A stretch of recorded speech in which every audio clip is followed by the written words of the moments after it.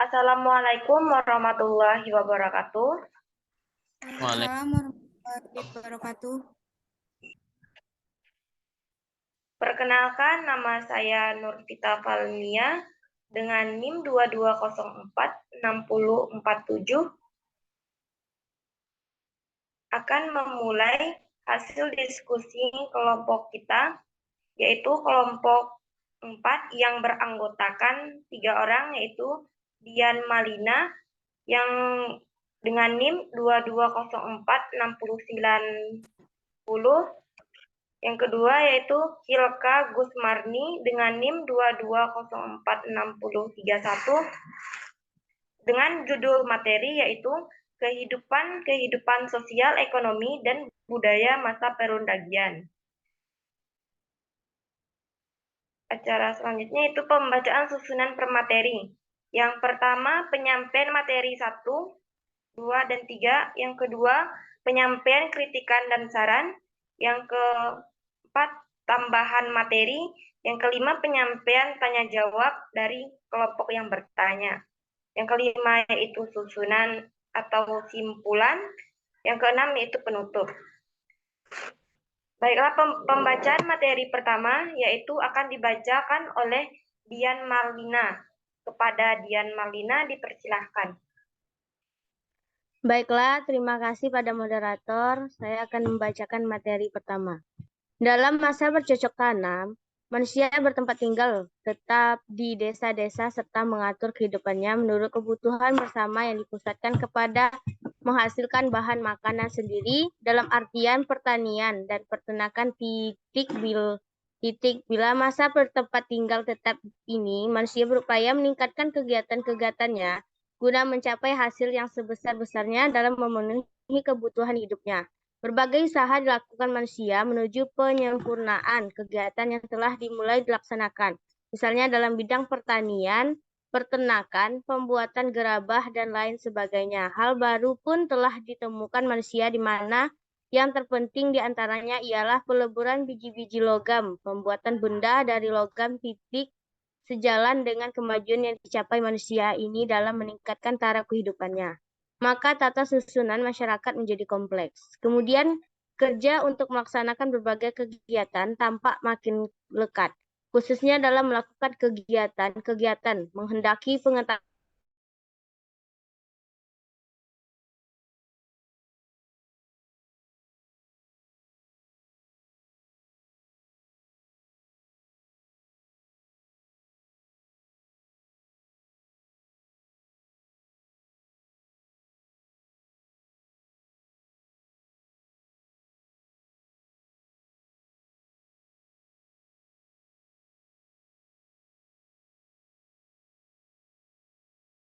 Melayu adalah bangsa Austronesia yang datang dari Yunan atau Cina Selatan. Dari Yunan, mereka masuk Indonesia menggunakan perahu beradik melalui jalur barat. Adapun jalur yang dilalui adalah Vietnam, Semenanjung Melayu, terus ke Sumatera, Jawa, dan kemudian tersebar ke wilayah Indonesia yang lain. Ciri-ciri dietro Melayu yaitu berambut lurus berwarna hitam, memiliki bola mata berwarna coklat, memiliki mata sipit, kulit putih yang cenderung kuning dan sawo matang. Tulang rahang lebih kecil dari Proto Melayu, serta tubuh yang cenderung kecil. B.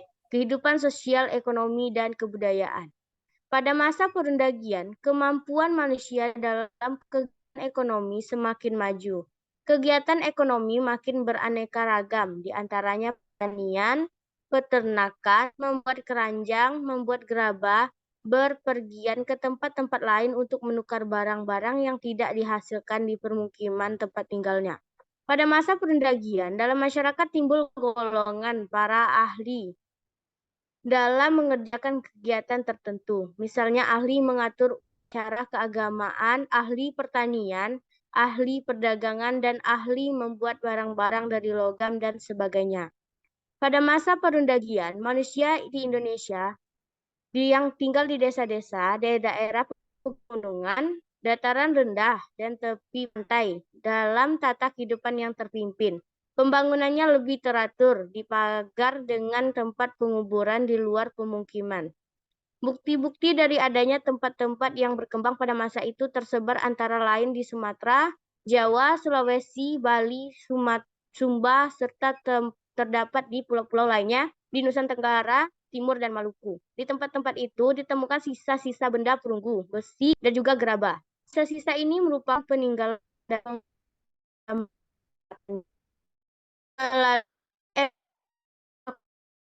telah ditemukan pula sisa bahan makanan seperti kerang, ikan, babi, dan sebagainya, dan rangka-rangka manusia yang merupakan bukti bahwa penguburan mayat dilakukan di sekitar tempat tersebut.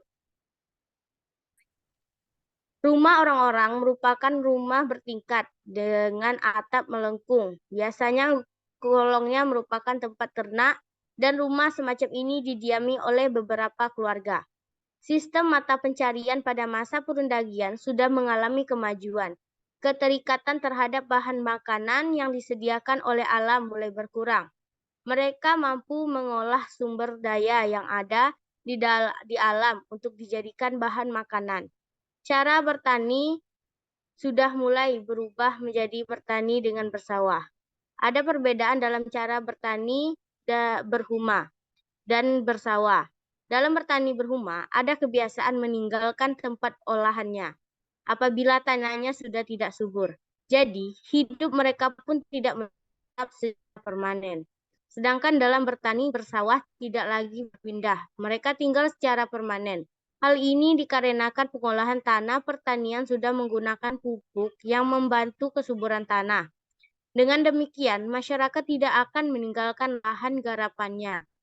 Adanya kehidupan bersama, yaitu dengan ditemukannya alat-alat pertanian dari logam seperti baja, pisau, dan alat-alat lainnya.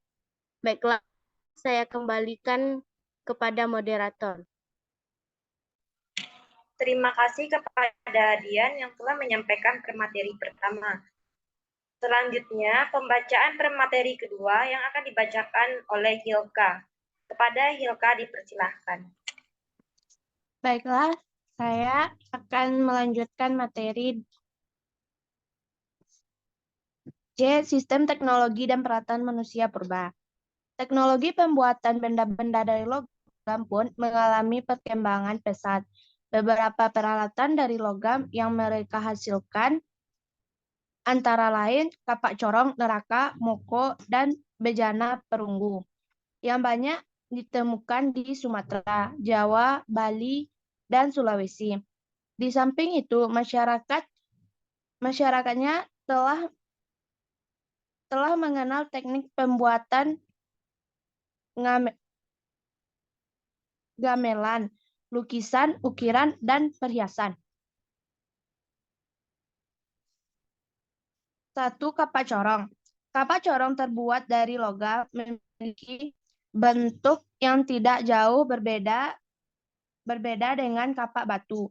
Yang membedakan adalah pada bagian tangkainya berbentuk corong. Kapak corong juga kapak sepatu karena bentuknya menyerupai sepatu. Kapak corong berfungsi sama dengan layaknya kapak pada umumnya, namun ada juga yang digunakan sebagai alat upacara atau hiasan. Nekara dan moko. Nekara merupakan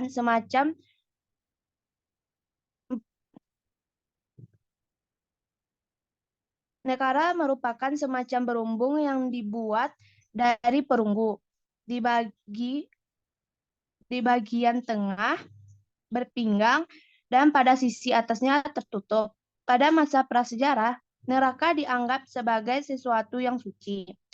Nekara digunakan pada waktu upacara penting saja, misalnya untuk memanggil hujan, memanggil arwah nenek moyang, dan dipakai sebagai genderang perang.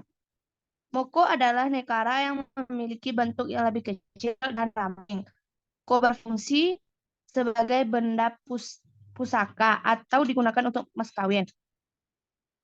Bejana perunggu merupakan sebuah wadah yang bagian bawahnya membulat seperti gitar. Wadah ikan untuk pemancing. Bejana perunggu ditemukan di daerah Sumatera dan Madura. Arca perunggu. Arca ini mempunyai bentuk yang beragam seperti bentuk manusia atau binatang. Pada umumnya, arca ini berbentuk kecil dan di atasnya terdapat lubang seperti cincin. Kemungkinan arca perunggu ini digunakan sebagai bandul kalung. Arca perunggu ditemukan di daerah Palembang, Lumajang, Bogor, dan Bangkinang. Perhiasan-perhiasan perunggu yang dibuat pada masa perundagian berupa gelang, kalung, gelang kaki, dan bandul kalung. Perhiasan logam ditemukan di daerah Malang, Bali, dan Bogor. Pada zaman ini, orang sudah dapat melebur besi dari bijinya untuk dituangkan menjadi alat-alat yang diperlukan. Teknik peleburan besi lebih sulit dari teknik peleburan tembaga maupun perunggu sebab melebur besi membutuhkan panasnya sangat tinggi.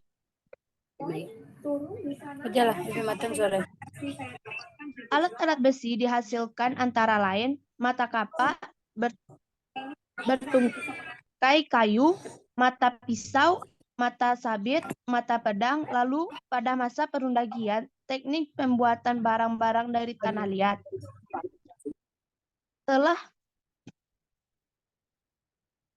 Telah lebih maju jika dibandingkan dengan pembuatan gerabah pada zaman bercocok tanam. Pengerjaan lebih halus dan lebih tipis. Selain menggunakan tatap, mereka juga sudah menggunakan peralatan atau roda berputar. Pusat pembuatan gerabah terdapat di Gilimanuk, Bali, dan Melolo, Sumba. Kemajuan yang dicapai dalam bidang teknologi yang bertujuan meningkatkan kesejahteraan kehidupan dalam memenuhi keperluan hidup untuk meningkatkan jumlah penduduk, hingga terbentuklah pemukiman yang besar. Dalam tata kehidupan yang teratur, berburu binatang merupakan sebagian dari mata pencaharian, juga dimaksudkan untuk menunjukkan keberanian dan kegagahan. Pemburuan dilakukan dengan menggunakan tombak, panah, dan jerat. Anjing digunakan untuk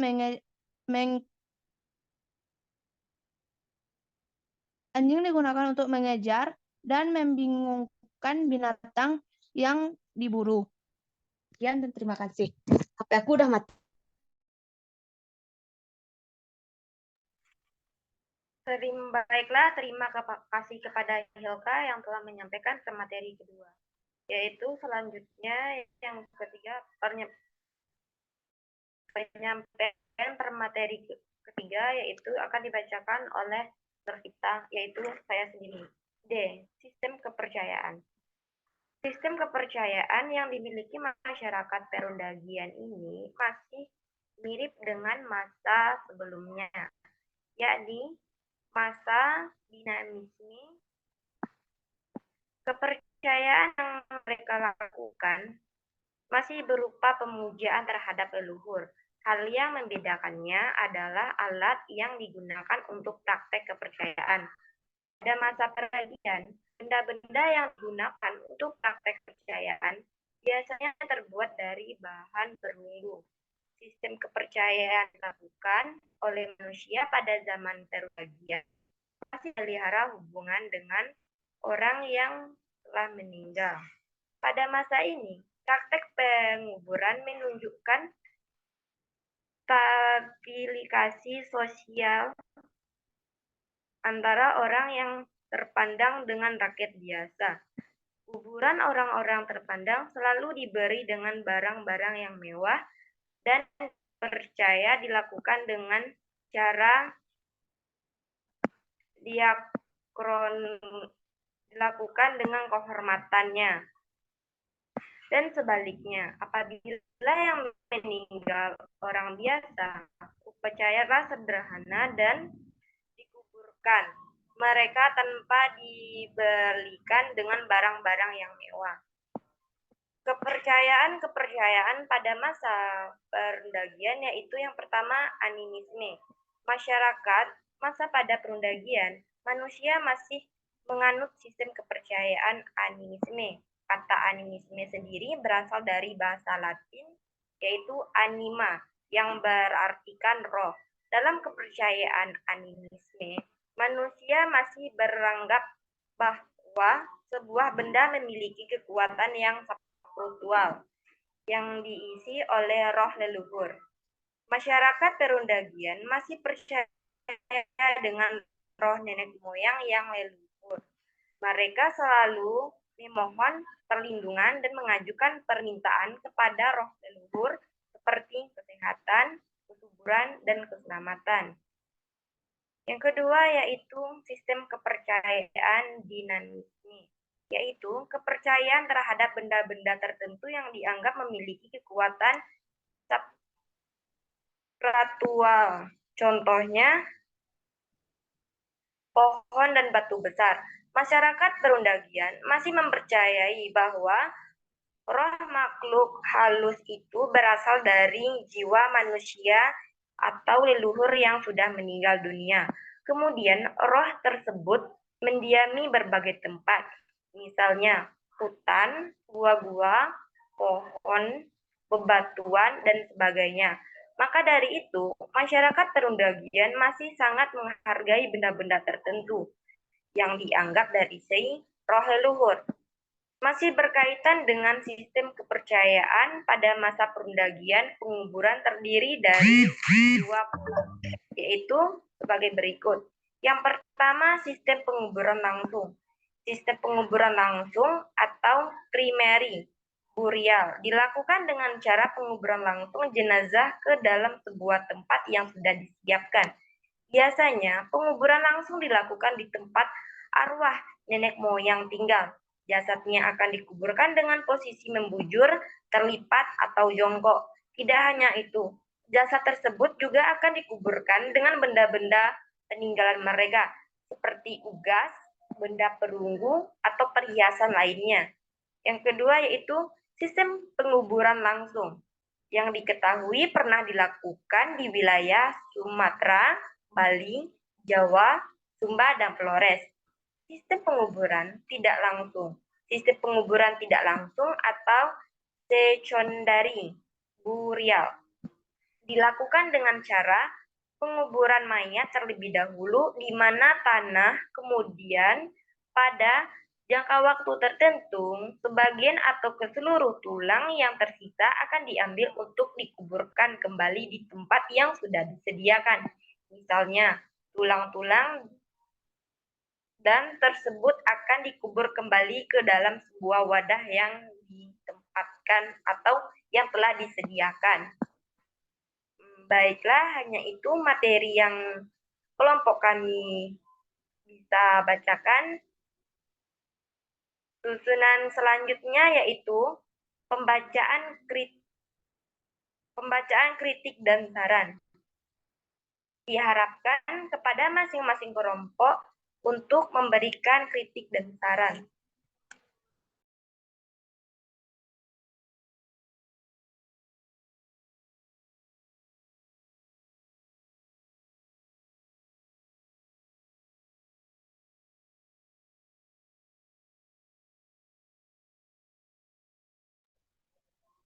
Baiklah, jika tidak ada kritik dan saran dari masing-masing kelompok, kita akan lanjut ke sesi berikutnya, yaitu sesi tambahan materi. Pada masing-masing kelompok diharapkan untuk memberikan tambahan materi tentang kehidupan sosial ekonomi dan budaya masa perundagian.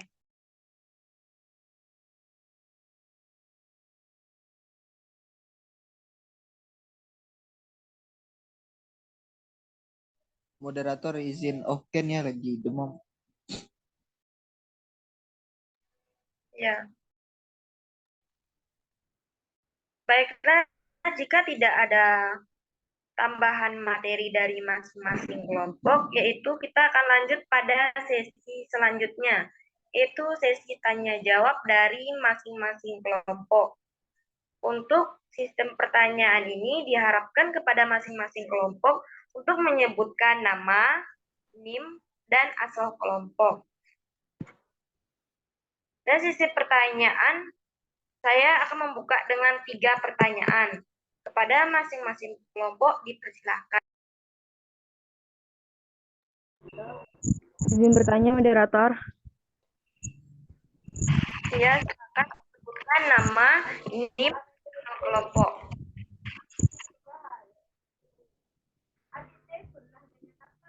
Baik. Assalamualaikum warahmatullahi wabarakatuh. Baik, perkenalkan nama saya Nurbaiti, NIM 2204 NIM 22046071. Saya dari kelompok 2 ingin bertanya kepada pemateri, apa saja manusia pendukung pada masa perundagian? Sekian, terima kasih. Assalamualaikum warahmatullahi wabarakatuh. Waalaikumsalam warahmatullahi wabarakatuh. Terima kasih kepada Nurbeti dari kelompok 2. Diharapkan untuk mengetik pertanyaannya di kolom komentar. Baiklah, selanjutnya yaitu pertanyaan dari masing-masing kelompok.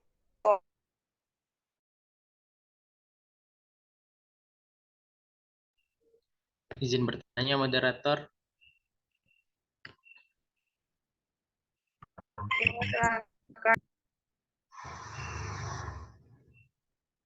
Ya, baik. Assalamualaikum warahmatullahi wabarakatuh. Sebelumnya terima kasih pada moderator. Waalaikumsalam warahmatullahi wabarakatuh. Bertanya. Sebelumnya perkenalkan, nama saya Rifki Rahmat Akbar, NIM 22046056 dari kelompok 5. Izin bertanya, apa yang membedakan zaman perundagian dengan zaman sebelumnya? Cukup sekian, terima kasih. Wassalamualaikum warahmatullahi wabarakatuh. Waalaikumsalam warahmatullahi wabarakatuh. Terima kasih kepada Rizky dari kelompok 5 yang telah bertanya. Baik, selanjutnya.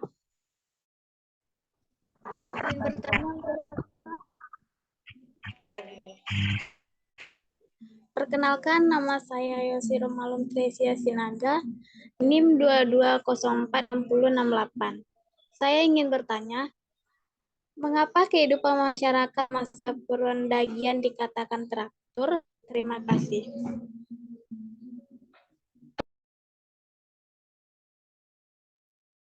Baiklah, terima kasih kepada Yosi. Dari masing-masing pertanyaan diharapkan untuk menuliskan atau mengetikkan pertanyaannya pada kolom agar teman-teman dapat memberikan tambahan jawaban.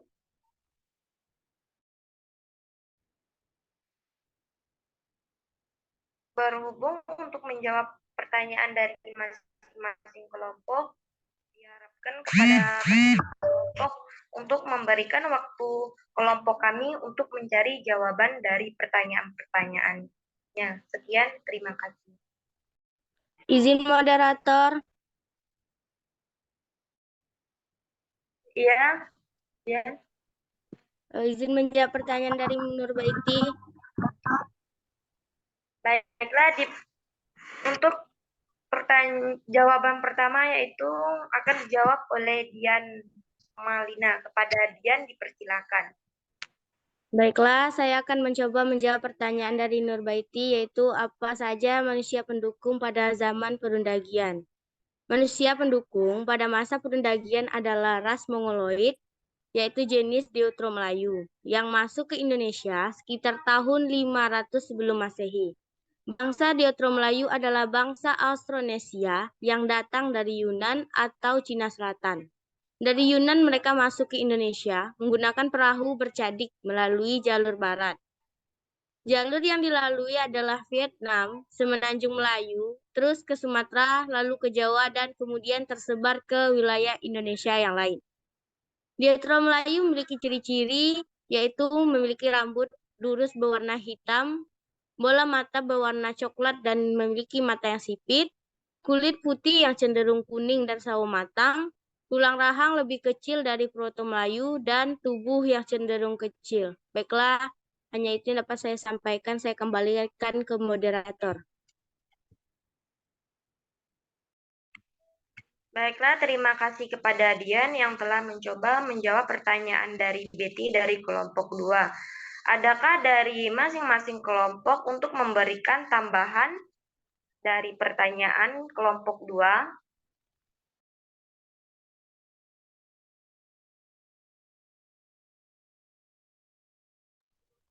Jika tidak ada, pertanyaan tersebut dengan jawaban akan saya kembalikan kepada Nur.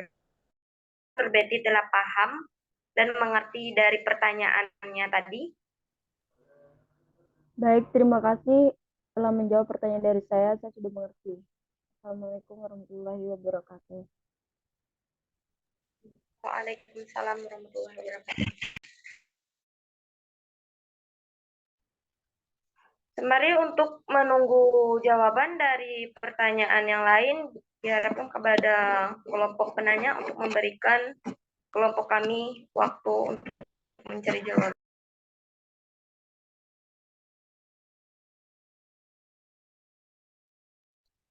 Izin menjawab pertanyaan moderator.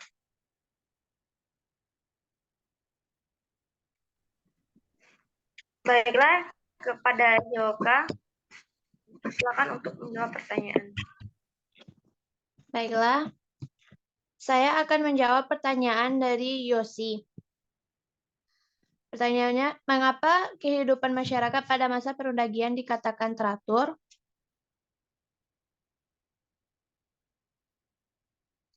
Karena salah satu ciri kehidupan sosial masyarakat pada masa perundagian adalah semakin teratur, maksudnya pada masa ini udah ada pembagian kerja antara masyarakat berdasarkan kemampuan yang dimilikinya. Sekian dari pertanyaan saya kembalikan ke moderator. Baiklah, terima kasih kepada Hilka yang telah mencoba menjawab pertanyaan dari Yosi. Adakah dari masing-masing kelompok untuk memberikan tambahan jawaban dari pertanyaan Yosi?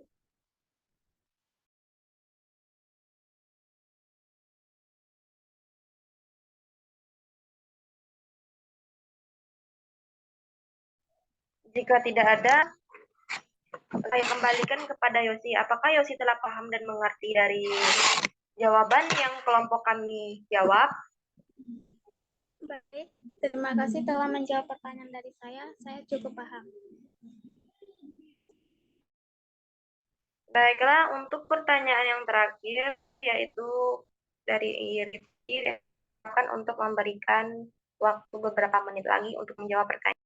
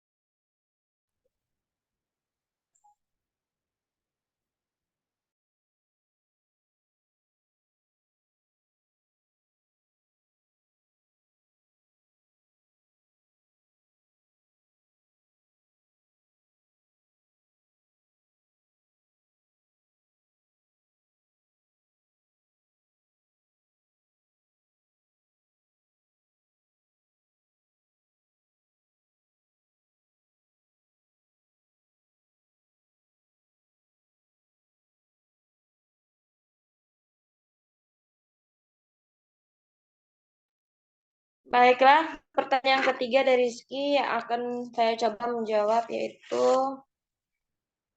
yang pertanyaannya, apa pembedaan sebenarnya? Itu pembedaan antara zaman perundagian dengan zaman sebelumnya, yaitu dari sistem teknologi, yaitu penggunaan pada masa perundagian, masyarakat purba yaitu memakai sistem atau alat-alat bebatuan. Dan pada masa perundagian, sistem-sistem kehidupan masyarakatnya mulai teratur dari sistem pembagian kerja, pembagian tempat tinggal, dan lain-lainnya. Itu yang membedakan antara zaman perundagian dengan zaman sebelumnya. Kehidupan pada masa perundagian ini telah dibilang lebih bagus dibandingkan pada masa-masa sebelumnya, di mana pada masa perundagian ini masyarakat purba telah tinggal menetap dan tidak berpindah. Maka masing-masing kelompok untuk memberikan tambahannya.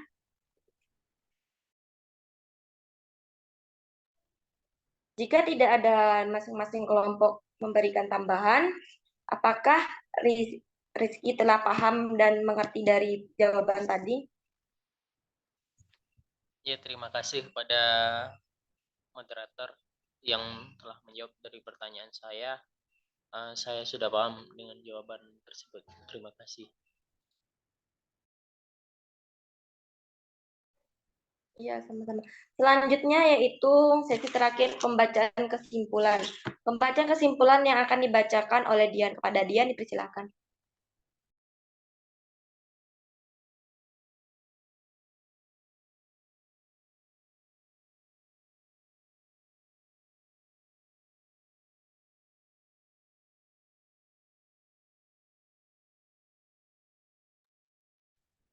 Diulangi sekali lagi pembacaan yang terakhir itu pembacaan kesimpulan yang dibacakan oleh Dian. Kepada Dian dipersilakan.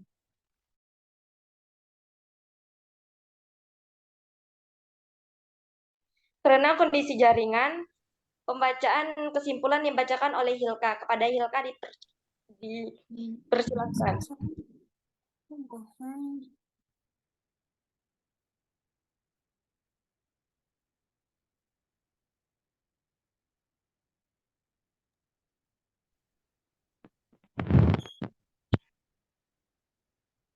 Baiklah, saya akan membacakan kesimpulan. Pengertian zaman perundagian adalah zaman di mana manusia sudah mengenal pengolahan logam.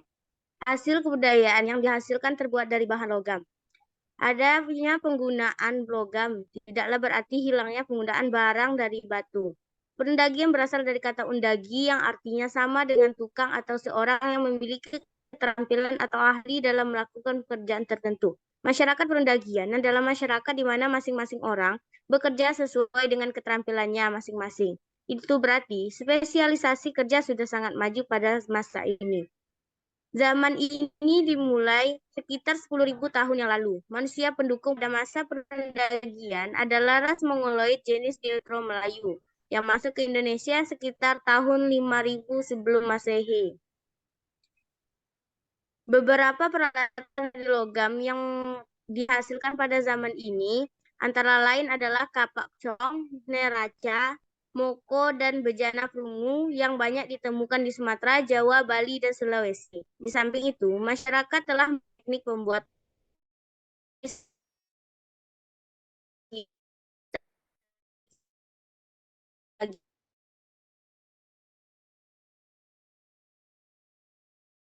itu. Sekian, terima kasih. Saya kembalikan ke moderator.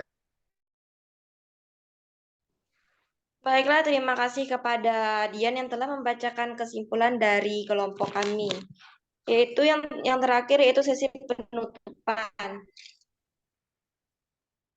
Baiklah, hanya itu yang dapat kami sampaikan dari diskusi kelompok kami. Jika ada kesalahan kata dari kelompok kami, harap dimaafkan dan dimaklumi.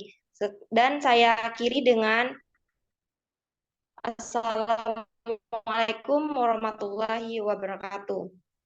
Waalaikumsalam Waalaikumsalam warahmatullahi wabarakatuh.